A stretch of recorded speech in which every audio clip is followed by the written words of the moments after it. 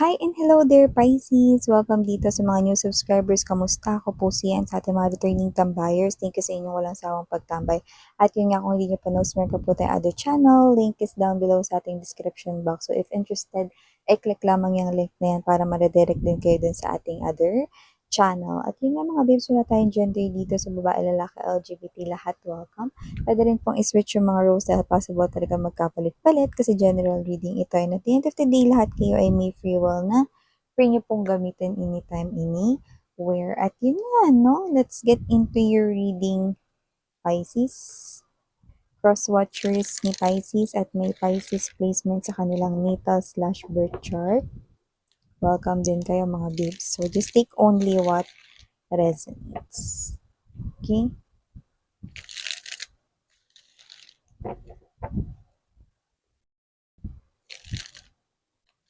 Pisces.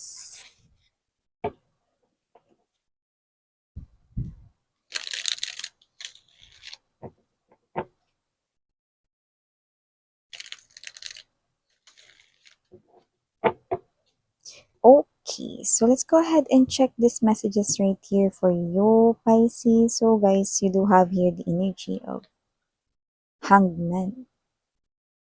Nandito din para sa'yo, Moon card, 2 major arcana, 7 of swords, 9 of swords, Magician, 3 major arcanas, Devil, 4 major arcanas, bottom of the deck, King of coins, 10 of swords, and the full card energy, 5 major arcanas, no? So, nakikita ko dito that looks like universe right here, meron ditong hinahanda sa inyo. Mukhang may mga pagbabago kayong sasalubungin dito na medyo parang challenging, medyo mahirap, pero kakayanin naman, no? Tandaan ninyo, sinusundan kayo rito ng happiness. Sinusundan kayo rito no, ng swerte. The sun is right behind you. So, ano man ito, challenging man ito along the way, nakita ko na malalampasan mo at yakang-yaka or kayang-kaya mo ang mga itong isurpass or lampasan, Pisces. Maliban dyan guys, nakita rin ako ng energy dito ha, na posibleng meron dito na iniisip rito, no? Kung paano niya rito kayo mapapasang-ayon sa isang bagay na to the point na nakikita ko rito na para sa kanya, maliit na bagay lang yun na bakit parang ayaw mong ibigay, ayaw mong gawin, ayaw mong paunlakan. Yan. So, para sa kanya, ganun. Pero dito parang para sa'yo, malaking bagay yun, no? Na parang yung energy is parang, ano akala mo sa akin? Hindi ako nag-iisip. Yan, no? Parang ganun yung energy niyo. Siya ito, nahihirapan siya rito na parang kahit anong angulo yung gawin niya, kahit ano rito, no, na parang mga words ang i-jumbled niya, parang ayaw mo pa rin. So, pwedeng kahit ano to, pero parang ikaw ay kinukumbinsi niya, no, na parang makiray doon ka dito, or sumang-ayon ka dito, or gawin mo to, pero ikaw ayaw mo talaga. So, meron ka ritong matindi at matibay na paninindigan, Pisces, no, kung saan hindi ito nagugustuhan ng other energy na ito. Kaya ito siya makulit, no? Nag-iisip siya rito ng ibang paraan. Paano kanya rito makukumbinse, no? And I hate to say this, but this person here, pwede na siyang mag-put ng clickbait or trick. Yan, no? Para ikaw ay, um, tawag nito, mahikayat niya rito, no? At kahit na yun ay parang pandaraya, okay, go. Ganun daw. Kutungan ko kaya to. Kung sino mo to energy na to, no? Medyo, ano siya ha? Persistent siya. Medyo makulit siya. Medyo sunod-sunod yung magiging action niya rito, no? Kaya naman, beware. Yan. So, nakikita ko rin dito mga babes. Iba, meron ba kayo ditong alagang pet? Cat, dog, hamster, rabbit, kahit ano, fish, yan, no? Or kahit anumang pet ninyo. So, nakikita ko dito na ang inyong alagang pet, mga babes, no, ay ang inyo rito kapast life. Yan, no? Ha, miss yan. Ibig sabihin, lover ko to. Alaga ko ngayon.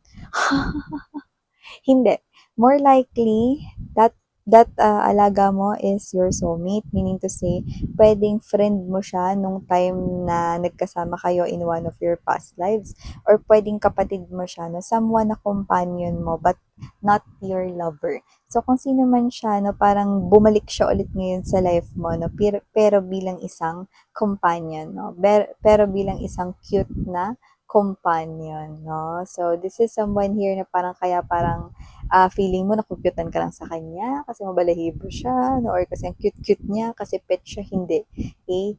Matagal ka ng fond sa kanya dahil siya ang iyo ritong best friend or best buddy in one of your past lives. Marami kayong tawanan together, marami kayong naging kwentuhan together, no? So, familiar ka sa kanya, hindi dahil cute siya, kundi dahil siya yung friend mo, no? And okay, mas ma-overcome mo yung lahat, no? Lalo na andyan na ngayon siya sa buhay mo. Yung iba, pwedeng bago lang ito na adopted ninyo, or pwedeng bumili kayo nito, no? Or whatever. Okay?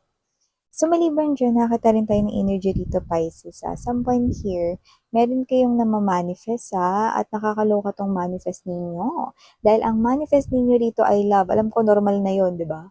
Pero dito, Pisces, nakikita ko rito na hindi lang basta love yung namamanifest mo, kundi yung person na magiging head over heels mula sa iyo ritong talampakan sa bukong-bukong mo, no, hanggang dun sa taas ng baby hair mo, magiging obsessed itong person na to sa iyo. And this is not unhealthy obsession, but this person right here is someone na irerespetuhin ka, no, mula ulo hanggang paa, no, at mamahalin ka nito, no, nang ikaw lang.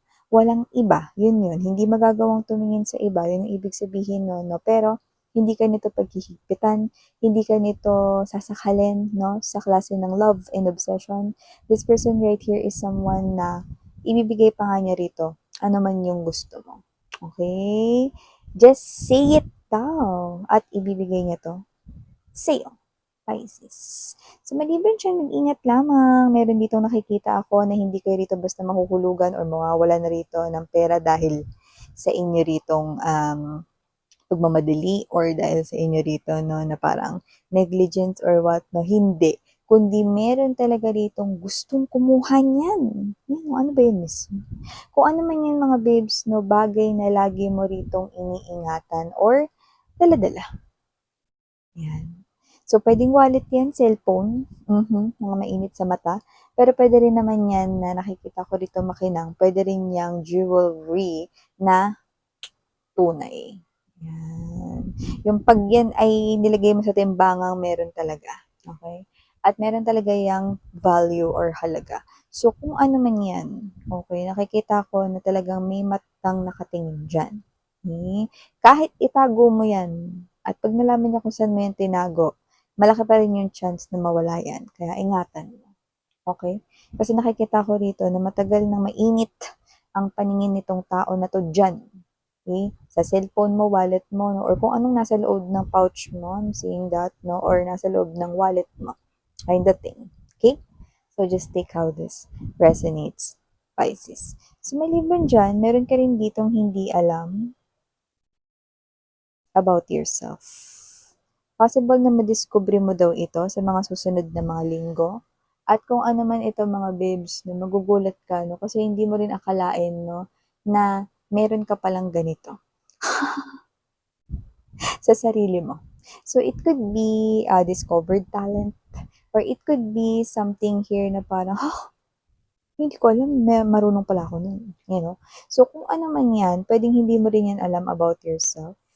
At posibleng madiscover mo daw yan sa mga susunod na araw. Okay?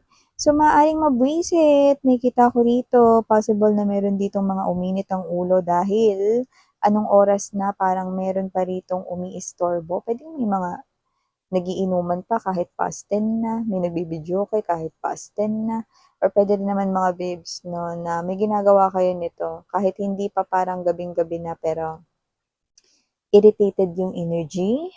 Possible na meron dito, no, sa inyo na posibleng tinatry ninyo mag-focus about something or may tapusin ng mga trabaho pero may mga iistorbo. Yung iba pwedeng hindi nyo kilala like stranger na padaan lang or mga kapitbahay nagiinuman kasi may birthday yan, tapos umabot na rito ng past 10 p.m., diba? Madaling araw na, gano'n, no? Pero yung iba mga babes, no, possible na mga kakilala mo na ini-istorbo ka rito. Kung kailan busy ka, ayan, may mga nakikita tayo dito pumapasok ng mga emails, messages, chats, pwede pa nga ang phone call. Parang mamaya na nga, you know? Parang may ganong klase ng energy. Ang taray. So, Pisces, ito yung mga nakita ko messages right here for you guys. Thank you so much. Again, I'm your Yana on me. Sarang love and light. And